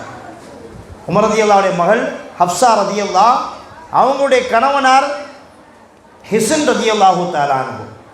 அருமையானவர்களே, தனது மகளார் இளம் வயதிலேயே கிட்டத்தட்ட ஆயிஷா ரலியல்லாஹு தஆலா அன்ஹா அவங்களுக்கு ஒத்த வயசு அன்னை ஹப்ஸா ரலியல்லாஹு தஆலா அன்ஹா அவங்களுக்கு. சிறப்புகளிலும் உயர்வுகளிலும் ஆயிஷா ரலியல்லாஹு தஆலா அன்ஹா அவர்களை ஒட்டி சொல்லப்படக்கூடிய மிக சிறப்பு வாய்ந்தவர்கள் ஹப்ஸா ரலியல்லாஹு தஆலா அன்ஹா. ஹப்ஸா குறைந்த வயதிலேயே விதவையாகி நிற்கிற பொழுது சையதுனா உமர் ரலியல்லாஹு தஆலா அன்ஹு அவங்க என்ன செய்கிறாங்க, சையதுனா அபூபக்கர் ரலியல்லாஹு தஆலா அன்ஹு அவங்கள்ட்ட போய் எனது மகளாரை நீங்கள் திருமணம் முடித்துக் கொள்ளுங்கள் என்று சொல்கிறார். அப்படி சொல்லும் பொழுது அபூபக்கர் ரலியல்லாஹு அமைதியாக இருந்துறாங்க, எந்த பதிலும் சொல்லலை. உமர் ரலியல்லாஹு தஆலா அன்ஹு உஸ்மான் ரலியல்லாஹு தஆலா அன்ஹு அவர்களை பார்த்து, உஸ்மான் எனது மகளார் ஹப்ஸாவை திருமணம் முடித்துக் கொள்ளுங்கள் என்று கேட்கிறார். ஏன்னா அப்போ தான் உஸ்மான் ரலியல்லாஹுடைய மனைவி வஃபாத்தாகி இருந்தாங்க. ருக்கையா அம்மா உம்மு குல்சும் ரலியல்லாஹு தஆலா அன்ஹா வஃபாத்தாகி இருந்தாங்க. எனவே தனியாக இருந்த, மனைவி இல்லாமல் இருந்த உஸ்மான் ரலியல்லாஹு தஆலா அன்ஹுவை சந்தித்து எனது மகளாரை நீங்கள் திருமணம் முடித்துக் கொள்ளுங்கள் என்று சொல்கிற பொழுது கொஞ்சம் யோசிச்சு சொல்கிறேன்ட்டார். யார்? உஸ்மான் ரலியல்லாஹு தஆலா. மீண்டும் மீண்டும் கேட்கிற பொழுது சொல்லிட்டாங்க, நான் ஹப்ஸாவை திருமணம் முடிக்கக்கூடிய எண்ணத்தில் இல்லை என்பதாக உஸ்மான் ரலியல்லாஹு பதில் சொல்லிட்டாங்க. நான் திருமணம் முடிக்க மாட்டேன்னு சொல்லிட்டாங்க. ஆனால் அபூபக்கர் ரலியல்லாஹு என்ன செய்யலை, எந்த பதிலும் சொல்லலை. உமர் ரலியல்லாஹு தஆலா அன்ஹு சொல்கிறாங்க, உஸ்மான் பதில் சொல்லிட்டாரு, அதனால் அவங்க மேலே எனக்கு கோபம் இல்லை. ஆனால் அபூபக்கர் ரலியல்லாஹு அவங்கள்ட்ட நான் கேட்டேன், ஹப்ஸாவை திருமணம் முடிச்சிக்கங்கன்னு கேட்டேன், அவங்க எந்த பதிலும் சொல்லலை. எனவே அபூபக்கர் ரலியல்லாஹு மேலே ஒரு கோபம் இருந்துச்சு, எனக்கு ஒரு கோபம் இருந்துச்சு. இந்த சூழ்நிலையில் பெருமானார் ஸல்லல்லாஹு அலைஹி வஸல்லம் அவர்கள் தூது அனுப்பினார்கள். உமர் ரலியல்லாஹு சொல்கிறாங்க, தூது அனுப்பினாங்க, உமரே உனது மகளார் ஹப்ஸாவை நான் திருமணம் செய்து கொள்கிறேன் என்று சொன்னார். ஹப்ஸா ரலியல்லாஹு தஆலா அன்ஹா பெருமானாருக்கு திருமணம் முடிக்கப்பட்டார்கள். அருமையானவர்களே, இஸ்லாத்தினுடைய மிகப்பெரிய தூண்களாக விளங்கியவர்கள் 4 பேர். பெருமானாருடைய ஜீவிய காலத்தில் எல்லா தியாகங்களுக்கும் தன்னை உட்படுத்தி கொண்டு, எப்பொழுதெல்லாம் செல்வங்கள் தேவைப்படுகிறதோ செல்வத்தை இறைத்து கொண்டு, எப்பொழுதெல்லாம் உடல் உழைப்பு தேவைப்படுகிறதோ உடல் உழைப்பையும் தந்து கொண்டு பக்கபலமாக இருந்தவங்க 4 பேர். 2 பேர் பெருமானாருடைய மருமகன்கள், சையதுனா அலி ரலியல்லாஹு தஆலா அன்ஹு, சையதுனா உஸ்மான் ரலியல்லாஹு தஆலா அன்ஹு. 2 பேர் சையதுனா அபூபக்கர் ரலியல்லாஹு தஆலா அன்ஹு, அன்னை ஆயிஷா ரலியல்லாஹு தஆலா அன்ஹா அவர்களை மணந்து கொண்டு பெருமானார் ஸல்லல்லாஹு அலைஹி வஸல்லம் அவர்கள் சிறந்த தகுதியை அபூபக்கர் ரலியல்லாஹு தஆலா அன்ஹு அவங்களுக்கு வழங்கினாங்க. அதே தகுதியை வழங்க நினைத்து தான் பெருமானார் ஸல்லல்லாஹு அலைஹி வஸல்லம் அவர்கள் ஹப்ஸா ரலியல்லாஹு தஆலா அன்ஹா அவர்களை திருமணம் செய்தார்கள். இதோட எத்தனாவது மனைவிங்க? நல்லா போச்சு. 5 4 தானா? தெளிவாக இருக்கீங்க. அன்னை ஹதீஜா ரலியல்லாஹு தஆலா அன்ஹா ஏற்கனவே வஃபாத் ஆகிட்டாங்க. அன்னை சௌதா ரலியல்லாஹு தஆலா அன்ஹா, அதுக்கப்புறம் அன்னை ஆயிஷா ரலியல்லாஹு தஆலா அன்ஹா, அதற்கப்புறம் அன்னை ஹப்ஸா ரலியல்லாஹு தஆலா அன்ஹா. அதற்கு பிறகு பெருமானார் ஸல்லல்லாஹு அலைஹி வஸல்லம் அவர்கள் 2 ஜைனபை திருமணம் முடிக்கிறார்கள். பெருமானாருடைய துணைவிமார்களில் ஜெய்னப் என்ற பெயரை தாங்கிய 2 நபர்கள். ஜெய்னப் ஞாபகம் வைத்துக் கொள்வதற்காக நான் என்ன செய்கிறேன், ஆனால் 2 ஜெய்னபுக்கு மத்தியில் உம்மு ஹபீபாவை உம்மு சலமாவை ஸல்லல்லாஹு அலைஹி வஸல்லம் திருமணம் செஞ்சாங்க. ஞாபகத்துக்காக நான் மிக இலகுவாக இருக்க வேண்டும் என்பதற்காக 2 ஜெய்னபை இணைத்து சொல்கிறேன். முதல் ஜெய்னப் ரலியல்லாஹு தஆலா அன்ஹா, அவருடைய கணவனார் ஏற்கனவே 2 முறை திருமணமானவர்கள். ஜெய்னப் ரலியல்லாஹு தஆலா அன்ஹா ஏற்கனவே 2 முறை திருமணம் ஆனவர்கள். குசைமா என்று சொல்லக்கூடிய ஒரு மிகப்பெரிய வள்ளலினுடைய மகளார் ஜெய்னப் ரலியல்லாஹு தஆலா அன்ஹா அவங்க ஏற்கனவே உபைதா இப்னு ஹாரிஸ் என்று சொல்லக்கூடிய ஒரு சஹாபியை திருமணம் முடித்திருந்தார்கள். அந்த சஹாபி பத்ர் போரில் ஷஹீதாக்கப்படுகிறார்கள். உபைதா இப்னு ஹாரிஸ் ரலியல்லாஹு தஆலா அன்ஹு பத்ர் போரில் ஷஹீதாகுறாங்க. அதன் பிறகு ஜெய்னப் ரலியல்லாஹு தஆலா அன்ஹா அவர்கள் விதவையாகிறார்கள். அதற்கு பிறகு அப்துல்லா இப்னு ஜஹஷ் என்று சொல்லக்கூடிய ஒரு சஹாபியை திருமணம் முடிக்கிறாங்க ஜெய்னப் ரலியல்லாஹு தஆலா அன்ஹா. அவங்க உஹது போர்க்களத்தில் வஃபாத் ஆகுறாங்க. உஹது போர்க்களத்தில் ஷஹீத் ஆகுறாங்க. வயது முதிர்ந்தவராக இருந்த ஜெய்னப் ரலியல்லாஹு தஆலா அன்ஹா அதன் பிறகு இன்னொரு கணவனுக்கும் திருமணம் முடித்து கொடுக்கப்படுறாங்க. அவங்களும் ஷஹீத் ஆகுறாங்க. 3 கணவனுக்கு வாக்கப்பட்டவர்கள். அரபுலகத்தில் விதவை திருமணம் அப்படிங்கிறது ரொம்ப ஈஸியான விஷயம். நம்முடைய கால சூழல், இந்திய சூழல், ஒரு திருமணம் ஒரு கணவனுக்கு வாக்கப்பட்டு அவன் இறந்து விட்டாலோ அல்லது விவகாரத்தாகிவிட்டாலோ 2வது திருமணம் அப்படிங்கிறது பெண்களை யோசிக்க முடியாத ஒன்றாக இன்றைய வரைக்கும் இருக்குது. இன்றைய வரைக்கும் என்ன செய்கிறாங்க, பெண்கள் மறு திருமணத்தை பற்றி யோசிக்கிறது இல்லை, மறுமணம் சம்பந்தமாக யோசிக்கிறது இல்லை. அதுவும் பிள்ளைங்க இருந்துட்டாங்கன்னு சொன்னால் சுத்தமாக அந்த எண்ணங்கள் இல்லாமல் என்ன செஞ்சிடறாங்க, மாறிடுறாங்க. ஆனால் அரபுலகத்தை பொறுத்தளவுக்கு குழந்தைகள் இருந்தாலும் மறுமணம் செய்வது என்பது ரொம்ப ஈஸியான ஒன்றாக அங்கே இருக்குது. ஜெய்னப் ரலியல்லாஹு தஆலா அன்ஹா ஏற்கனவே 3 கணவனுக்கு திருமணமாகி 3 முறை விதவையானவர்கள். ஜெய்னப் ரலியல்லாஹு தஆலா அன்ஹா ரொம்ப சீதேவியான பெண். நபி ஸல்லல்லாஹு அலைஹி வஸல்லம் அவர்கள் ஜெய்னப் ரலியல்லாஹு தஆலா அன்ஹா அவர்களை திருமணம் முடித்தார்கள். 8 மாத காலம் ஜெய்னப் ரலியல்லாஹு தஆலா அன்ஹா பெருமானாரோடு சேர்ந்து வாழ்ந்தார்கள். 8 மாதத்திற்கு பிறகு ஜெய்னப் ரலியல்லாஹு வஃபாத் ஆகிவிட்டார்கள். அந்த அளவுக்கு தான் அவங்களுடைய வாழ்க்கை இருந்துச்சு. பெருமானார் ஹயாத்தோடு இருக்கிற பொழுதே மரணித்த 2 மனைவிமார்கள் யார், அன்னை ஹதீஜா ரலியல்லாஹு ஒன்று, மற்றொன்று ஜெய்னப் ரலியல்லாஹு தஆலா அன்ஹா அவங்க. இன்னொரு ஜெய்னப் யார் அப்படின்னு சொன்னால் பெருமானார் ஸல்லல்லாஹு அலைஹி வஸல்லமுடைய சொந்த மாமாவின் மகளார், முறப்பொண்ணுன்னு சொல்லுவோம்ல நம்ம ஊரில், முறப்பொண்ணு. அவங்கள திருமணம் முடிப்பதற்கு மார்க்க காரணம் இருந்துச்சு. மார்க்க காரணம் என்ன காரணம், வரலாற்று பின்னணியில் ஒரு நீண்ட ஒரு வரலாறு இருக்கிறது. ஸைத் இப்னு ஹாரிஸா ரலியல்லாஹு தஆலா அன்ஹு அப்படின்னு ஒரு சஹாபி இருந்தாங்க. அவங்க யார் அப்படின்னு சொன்னால் 8 வயதில் ஸைத் இப்னு ஹாரிஸாவை அவங்க தாய் தான் சொந்த ஊருக்கு ஒரு கிராமத்துக்கு அழைச்சிட்டு போகிறாங்க. சொந்த ஊருக்கு ஒரு நீண்ட வரலாறு, சுருக்கமாக சொல்கிறேன். சொந்த ஊருக்கு அழைச்சிட்டு போகிறாங்க.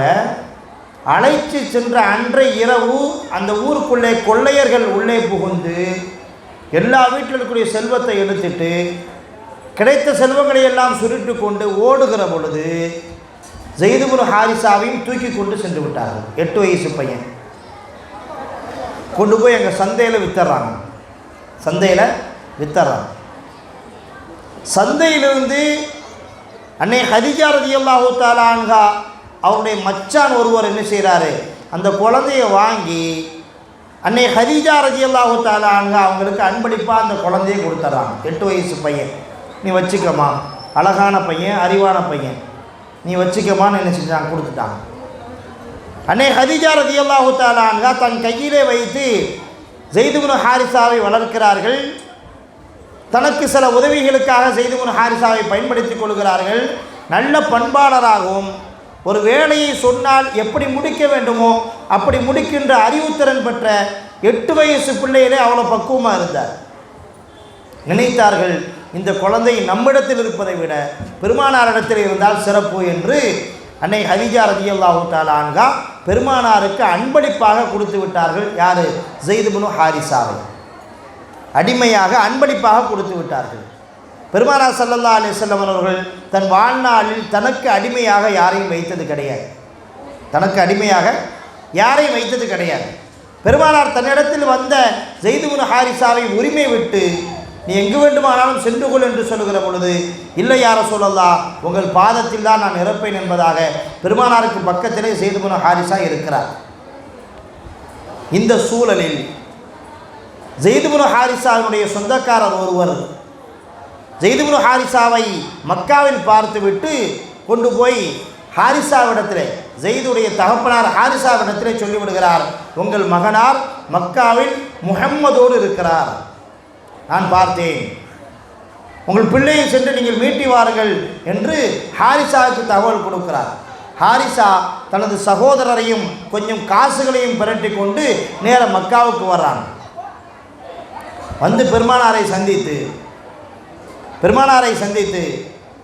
ஹாரிஸா எனது பையன், அவரை கொள்ளையர்கள் தூக்கி வந்து விட்டார்கள், அவர்களை மீட்டெடுப்பதற்காக நான் வந்திருக்கிறேன், என்னிடத்தில் எவ்வளோ வேண்டுமானாலும் நீங்கள் காசுகளை வாங்கி கொள்ளுங்கள், ஆனால் நாங்கள் ஏழைகள், அன்றாடம் உழைக்கக்கூடியவர்கள், கொஞ்சம் அதற்கான காசை, தகுதியான காசை நீங்கள் பெற்றுக்கொள்ளுங்கள், எங்களிடத்திலே ஹாரிஸாவை தந்துவிடுங்கள் என்று சொல்லுகிற பொழுது பெருமானார் ஸல்லல்லாஹு அலைஹி வஸல்லம் சொன்னாங்க, ஹாரிஸாவை அழைக்கிறேன், நீங்கள் ஹாரிஸாவை கூப்பிட்டு செல்ல விருப்பத்தை தெரிவியுங்கள், அவர் வந்தால் கூட்டி செல்லுங்கள், எனக்கு காசு பணம்லாம் வேண்டாம்னு சொல்லிட்டாங்க.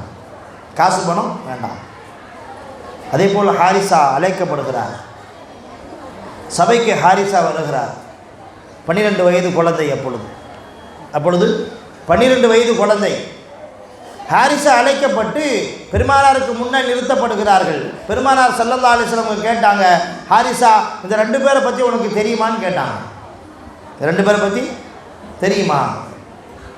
ஹாரிஸா சொன்னார், தெரியும் யா ரசூலல்லாஹ், இவர் எனது தந்தை ஹாரிஸா, இவர் எனது சிறிய தந்தையார், எனக்கு நன்றாக தெரியும் என்று சொல்லுகிற பொழுது பெருமானார் சொன்னார்கள், ஹாரிஸா உன்னை அழைத்து செல்ல வந்திருக்கிறார், உனது தகப்பனாரோடு போய் சேர்ந்து கொள் என்று சொல்லுகிற பொழுது ஸைத் சொன்னார், தனது தந்தையிடத்திலே சொன்னார், நான் பெருமானாரிடத்தில் பார்க்கின்ற நல்ல குணங்களை நான் வேறு யாரிடத்திலும் பார்த்ததில்லை, பெருமானாரிடத்தில் பார்க்கின்ற சிலவற்றை நான் வேறு யாரிடத்திலும் பார்த்ததில்லை, எனவே நான் பெருமானாரோடு தங்கிக் கொள்ள ஆசைப்படுகிறேன் என்று சொல்கிறார். ஹாரிஸா கொதிச்சு போகிறார். அடிமையாக வாழ வேண்டும் என்று நீ நினைக்கிறாயா? சுதந்திரமான வசதியான ஒரு வாழ்க்கையை நான் உனக்கு தயார் செய்து வைத்திருக்கிறேன், வா என்னோடு என்று கூப்பிடுகிறார். ஹாரிஸா மறுத்து விடுகிறார். ஸைத் மறுத்து விடுகிறார். தந்தையே, நீங்கள் எப்போது வேண்டுமானாலும் இங்கே வாருங்கள், என்னோடு இருங்கள், என்னை சந்தியுங்கள், ஆனால் நான் பெருமானாரை விட்டும் வரமாட்டேன் என்பதாக என்ன செஞ்சிடறாங்க, சத்தியம் செய்து விடுகிறார்கள் ஸைத்.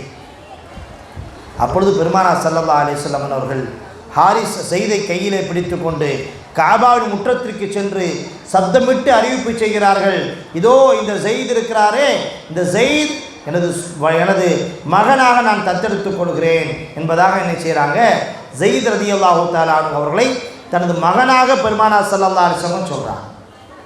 அன்றிலிருந்து ஸைத் இப்னு ஹாரிஸா ஸைத் இப்னு முஹம்மது என்று அழைக்கப்பட்டார். ஸைத் இப்னு முஹம்மது என்று அழைக்கப்பட்டார். ஸைத் சன்னாப் ஹாரிஸா என்று இருந்தது, ஸைத் சன்னாப் முஹம்மது என்று அழைக்கப்பட்டார்.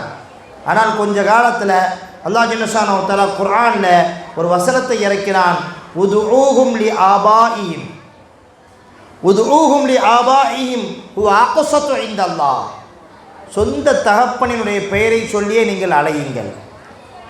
இஸ்லாத்தில் தத்தெடுக்கின்ற பழக்கம், தத்தெடுக்கின்ற அந்த பண்பு இஸ்லாத்தில் இல்லை என்பதாக சட்டம் இறக்கப்பட்டு, ஒரு பிள்ளையை நீங்கள் அழைப்பதாக இருந்தால் அவருடைய தகப்பனாருடைய பெயரை சொல்லி அழையுங்கள், தகப்பனாருடைய பெயரை மாற்றாதீர்கள் என்று அல்லாஹ் ஜல்லஷானஹு வ தஆலா குர்ஆனில் வசனமே இறக்கிறான். அருமையானவர்களே, அந்த ஸைதுக்கு பெருமானார் ஸல்லல்லாஹு அலைஹி வஸல்லம் தான் சொந்த மாமி மகள் ஸைனபை திருமணம் முடித்து கொடுத்தாங்க. ஸைனபை, இரண்டாவது ஸைனபுடைய வரலாறை நாம் படித்து கொண்டிருக்கிறோம். இரண்டாவது ஸைனபுடைய வரலாறை நாம் படித்து கொண்டிருக்கிறோம். ஸைனபை நபி ஸல்லல்லாஹு அலைஹி வஸல்லம் அவர்கள் திருமணம் முடித்து கொடுத்தார்கள். ஆனால் ஏதோ காரணம் அந்த வாழ்க்கை நிலைக்கவில்லை.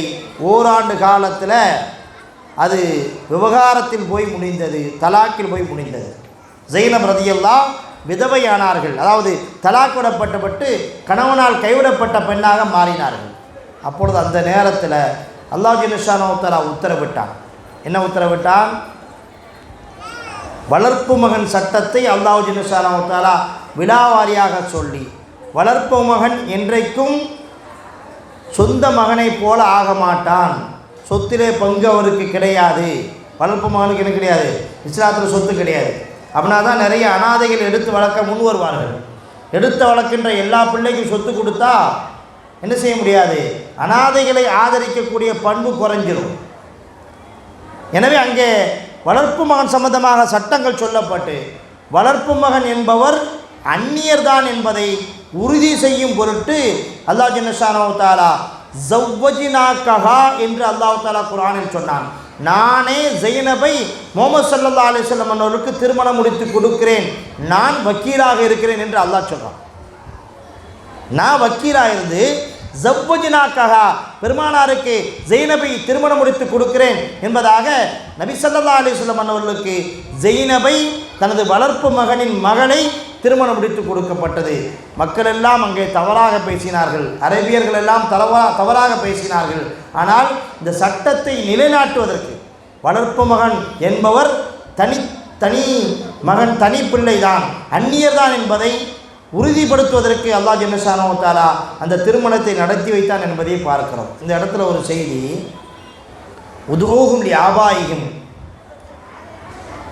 சொந்த தந்தையின் பெயரை கொண்டு அழையுங்கள் என்று அல்லாஹ் தஆலா வசனம் இறக்கினான் இல்லையா? ஸைத் ரலியல்லாஹு தஆலா அவங்களுக்கு ரொம்ப கவலையாக போச்சு. முஹம்மது ஸல்லல்லாஹு அலைஹி வஸல்லம் அவங்களோட பேரோட என் பேர் இணைஞ்சிருந்துச்சு. மக்கள் எல்லாம் அழைக்கிற பொழுது ஸைத் இப்னு முஹம்மது, ஸைத் இப்னு முஹம்மதுன்னு கூப்பிட்டாங்க. எனக்கு ஆனந்தமாக இருந்துச்சு. அல்லாஹ் ஒரு வசனத்தை இறக்கி, இனிமேல் அப்படி கூப்பிடக்கூடாது, ஸைத் சன்னாப் முஹம்மது என்று கூப்பிடக்கூடாது என்று வசனம் இறக்கியதும் அவருக்கு ரொம்ப வருத்தமாக போச்சு. அதனால் அல்லாஹ் ஜல்லஷானஹு வ தஆலா ஸைதுடைய பெயரை மாத்திரம் குர்ஆனில் அல்லாஹ் சொல்லியிருக்கான். ஸைத் ரலியல்லாஹுடைய பெயரை மாற்றும் அல்லாஹ் குர்ஆனில் சொல்லியிருக்கான். எந்த சஹாபியினுடைய பெயர் என்ன செய்யப்படலை, குர்ஆனில் சொல்லப்படலை. ஸைத் ரலியல்லாஹுடைய பெயர், அவங்க வருத்தப்பட்டாங்க இல்லையா, அந்த வருத்தத்தை போக்குவதற்காக ஸைத் என்ற பெயர் அல்லாஹ் ஜல்லஷானஹு வ தஆலா குர்ஆனில் சொல்லி தந்திருக்கான். இந்த திருமணத்தினுடைய வாயிலாக, இந்த திருமணத்தை முடித்து வைக்கின்ற அந்த வசனத்தின் வாயிலாக அல்லாஹ் ஜல்லஷானஹு வ தஆலா ஸைத் ரலியல்லாஹுடைய பெயரை சொன்னான். இப்படி மனமுடித்து கொடுக்கப்பட்டவங்க தான் ஸைனப் ரலியல்லாஹு தஆலா அன்ஹா. இப்போ 6 மனைவி ஆகிட்டாங்க. இப்போ 6 மனைவி. அடுத்து உம்மு சலமா ரலியல்லாஹு தஆலா அன்ஹா, பெரிய சீதேவி அந்த அம்மா. இப்போ ஒவ்வொருத்தவங்களுக்கு நிறைய சிறப்பு இருக்குது. நபி ஸல்லல்லாஹு அலைஹி வஸல்லம் அவங்க ஒவ்வொருத்தருடைய சிறப்பை பற்றி சொல்லியிருக்காங்க. சொன்னாங்க, ஹதீஜா ரலியல்லாஹு தஆலா அன்ஹா உலகத்தில் ஈடு இணை இல்லாத பெண் என்று சொன்னார்கள். உலகத்தில் ஈடு இணை இல்லாத பெண் என்பதாக சொன்னாங்க. நிறைய சிறப்புகளை அல்லாஹ் கதீஜாவின் மூலமாக எனக்கு கொடுத்தான் என்பதாக சொன்னாங்க.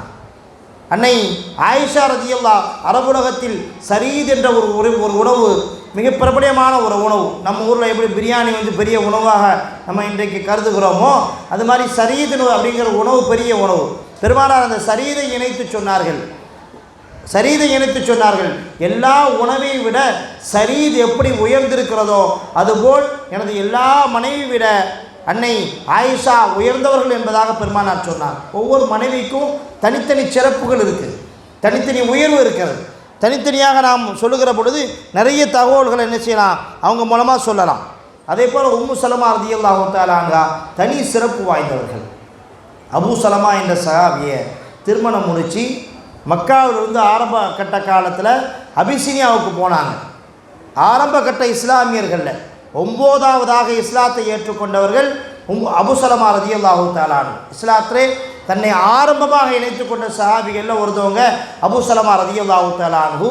அவங்க மனைவியாக இருந்தவங்க உம்மு சலமா. 4 பிள்ளைகளை பெற்றெடுத்தவர்கள். அயல் நாட்டில் மார்க்கத்தை காப்பாற்றிக் கொள்வதற்காக, ஈமானை காப்பாற்றிக் கொள்வதற்காக அபிசீனியாவுக்கு சென்று அங்கே அபிசீனியாவிலே தனது கணவனை இழந்த உம்மு சலமா ரலியல்லாஹு தஆலா அன்ஹா மதீனாவுக்கு வராங்க. 4 பிள்ளைகளோடு, அனாதைகளாக இருக்கக்கூடிய 4 பிள்ளைகளோடு நிர்கதியாக நிற்கின்ற உம்மு சலமாவை பற்றி சஹாபாக்கள் தகவல் சொல்கிறாங்க. யா ரசூலல்லாஹ், உம்மு சலமாக்கு நம்ம ஒரு கண்ணியத்தை வழங்கணும், ஒரு சிறந்த இடத்தை வழங்கணும் என்பதாக சொல்கிற பொழுது நபிகள் நாயகம் ஸல்லல்லாஹு அலைஹி வஸல்லம் அவர்கள் உம்மு சலமாவை அழைத்து கூப்பிட்டு பேசுகிறாங்க. உம்மு சலமா, நான் உங்களை திருமணம் முடிச்சுக்கிறேன்னு சொல்கிறாங்க. அப்போ உம்மு சலமா சொல்கிறாங்க, யா ரசூலல்லாஹ், திருமணம் முடித்தால் ஒரு ஆண் எதை எதிர்பார்ப்பானோ அது என்னிடத்துல இல்லை. நான் வாழ்க்கைக்கு தகுதி இல்லாதவராக மாறிட்டேன். மாத்திரமல்ல, நான் சற்று ரோசப்படக்கூடியவள், அடிக்கடி கோபப்படக்கூடியவள். உங்கள்கிட்ட கோபப்பட்டுன்னு சொன்னால் இறை சாபம் எனக்கு ஏற்பட்டுரும். எனவே நான் உங்களை என்ன செய்யலை, திருமணம் முடிக்கலை. அடுத்து சொன்னாங்க, 4 குழந்தைகள் எனக்கு இருக்கிறாங்க. 4 குழந்தைகள் இருக்கிறாங்க. அந்த 4 குழந்தைகள் உங்களுக்கு சுமையாகி விடுமோ என்று நான் பயப்படுகிறேன். யா ரசூலல்லாஹ், அதனால் அவங்கள நான் திருமணம் முடிக்கிறேன்னு சொல்கிறாங்க உம்மு சலமா. வயதாயிருச்சு, வாழ்க்கை எனக்கு இல்லை, நான் கோபப்படுறவ, எனக்கு 4 பிள்ளைங்க இருக்கிறாங்க, இதெல்லாம் உங்களுக்கு சுமையாகிரும் என்று சொல்கிற பொழுது நபிகள் நாயகம் ஸல்லல்லாஹு அலைஹி வஸல்லம் சொன்னாங்க, உன்னை விட எனக்கு அதிக வயது, உன்னை விட எனக்கு அதிக வயது. உனது கோபத்தை அல்லாஹ் தஆலா சாந்தமாக ஆக்குவான், அதுக்கு நான் கேரண்டி, அதுக்கு நான் உத்தரவாதம் தரேன். உனது 4 பிள்ளைகளையும் எனது பிள்ளைகளாக நான் ஏற்றுக்கொள்கிறேன் என்பதாக சொல்லி உம்மு சலமா ரலியல்லாஹு தஆலா அன்ஹா அவங்களுக்கு சமூக அந்தஸ்தை வழங்க வேண்டும், அவர்கள் பட்ட கஷ்டத்திற்கு ஒரு நிவாரணத்தை வழங்க வேண்டும் என்ற காரணத்திற்காக நபிகள் நாயகம் ஸல்லல்லாஹு அலைஹி வஸல்லம் அவர்கள் உம்மு சலமா ரலியல்லாஹு தஆலா அன்ஹா அவங்கள திருமணம் முடித்தாங்க என்பதை நம்ம பார்க்கணும். அதே போல் உம்மு ஹபீபா ரலியல்லாஹு தஆலா அன்ஹா, உம்மு ஹபீபா ரலியல்லாஹு தஆலா அன்ஹா அவங்க யார் தெரியுமா? அபூ சுஃபியானுடைய மகளார். இஸ்லாத்தில் எத்தனை போர் நடந்திருக்கிறதோ பெரும்பாலான அத்தனை போர்களுக்கும் எதிரி அணியினுடைய தலைவராக இருந்தவர் அபூ சுஃபியான். பத்ரு போர்க்களம் அபூ சுஃபியானாலே உருவாக்கப்பட்டது. அந்த படையை பிடிக்க போய் தான் இந்த படையை பெருமானார் சந்தித்தாங்க. அந்த வரலாறு நம்ம தெரிஞ்சிருக்கோம். உஹது போர்க்களத்திலே தலைமை தாங்கி வந்தவர் அபூ சுஃபியான்.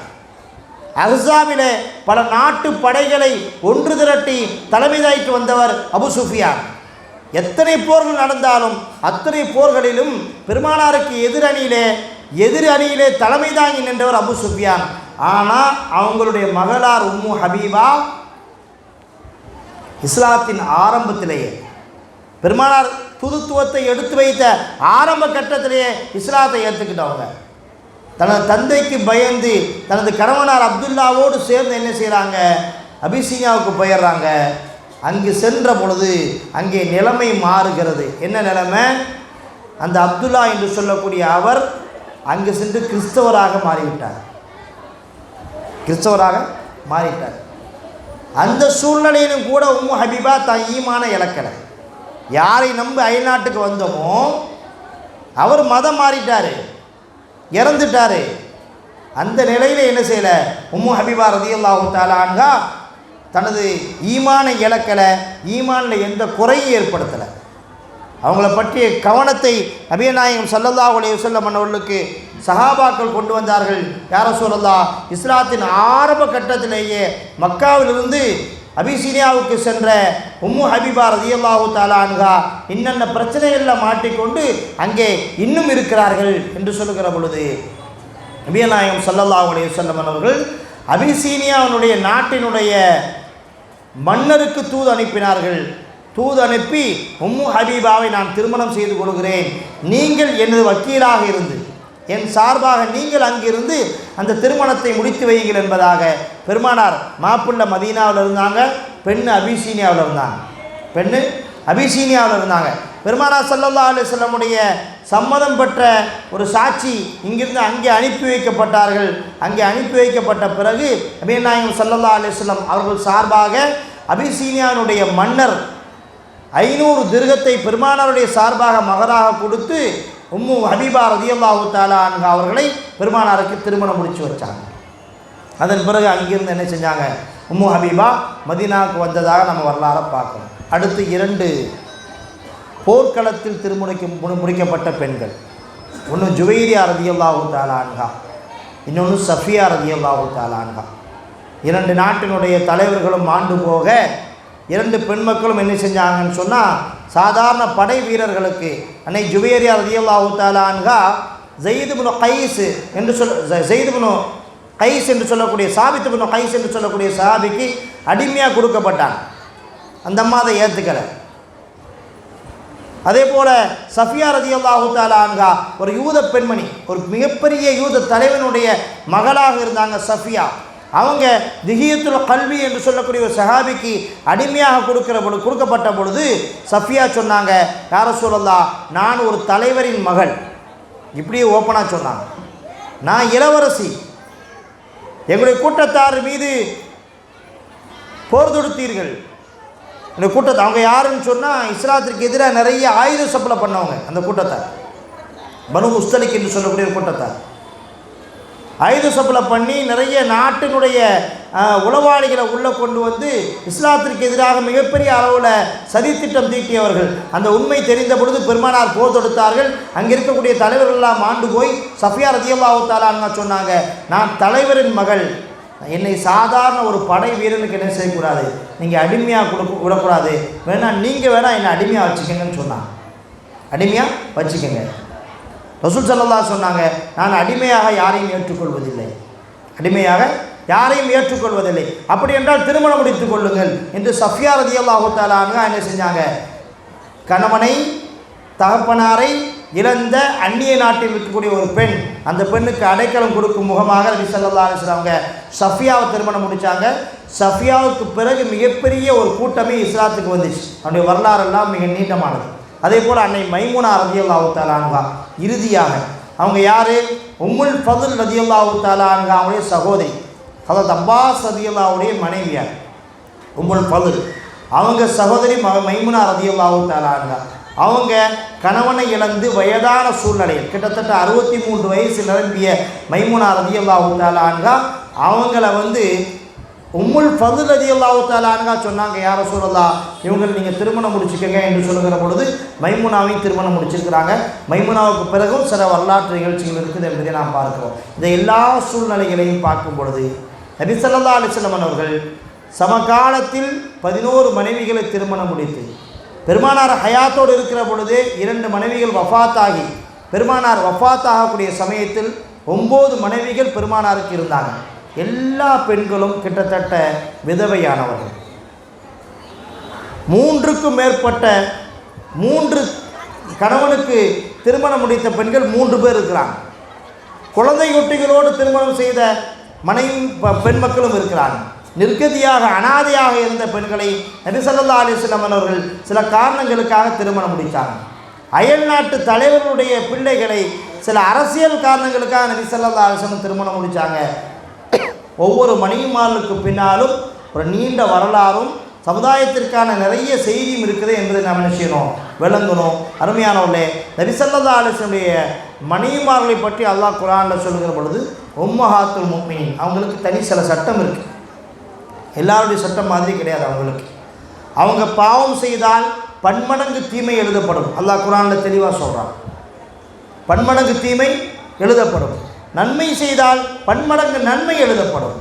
பெருமானாருக்கு பிறகு அவங்களை யாரும் என்ன செய்ய முடியாது, திருமணம் செய்ய முடியாது. ஏனென்றால் உம்மஹாத்துல் முஃமினீன் என்ற சிறப்பு பெயருக்கு அவங்க வந்துடுறாங்க. எல்லா முஃமின்களுக்கும் தாய் என்ற அந்தஸ்துக்கு வந்துடுறாங்க. வந்த காரணத்தினால எல்லோரும் பிள்ளைகள், இந்த உம்மத்தில் உள்ள எல்லோரும் பிள்ளைகள். பெருமானார் ஸல்லல்லாஹு அலைஹி வஸல்லம் மனைவியார் ஹப்ஸா, அவங்க தகப்பனார் உமர். உமர் உறவு ரீதியாக தந்தை, ஆனால் மார்க்க ரீதியாக மகன். மார்க்க ரீதியாக மகன். இப்படி இந்த உலகத்தில் உள்ள முஃமின்கள் எல்லோரும் மகன் என்ற அந்தஸ்தை அல்லாஹ் ஜல்ல ஷானஹு வ தஆலா குர்ஆனின் மூலமாக அவங்களுக்கு வந்து வழங்கினா என்பதை நாம் பார்க்குறோம். அவங்களும் உம்மத்தில் பாக்கியமானவங்க. அவங்க ஹயாத்தோடு இருக்கிற வரைக்கும் நிறைய குழப்பங்கள் என்ன செய்யப்பட்டிருக்கு, இந்த உம்மத்தை விட்டும் தடுக்கப்பட்டிருக்கிறது. அவங்க ஹயாத்தோடு இருக்கிற வரைக்கும் இந்த சமுதாயத்திற்கு மிகப்பெரிய பாதுகாப்பு சட்ட ரீதியாகவும் அதாப ரீதியாகவும் வழங்கப்பட்டிருக்குது என்பதை நிறைய சிறப்புகளை விளக்குகிறார்கள்.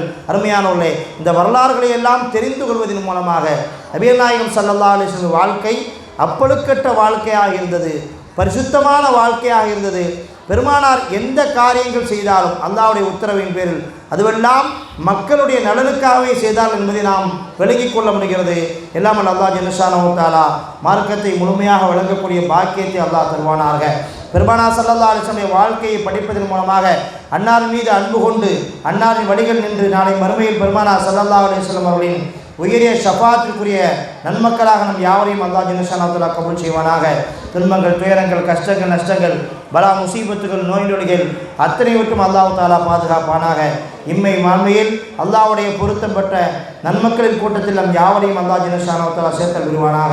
பேக்கி ஷேഖனா சையதுனா மௌலானா முஹம்மதின் ஸல்லல்லாஹு அலைஹி வஸல்லம் வாஹிர் தவானா அல்ஹம்துலில்லாஹி ரப்பில் ஆலமீன். அஸ்ஸலாமு அலைக்கும் வரஹ்மத்துல்லாஹி வபரகாத்துஹு. ஸல்லல்லாஹு அலைஹி வஸல்லம்.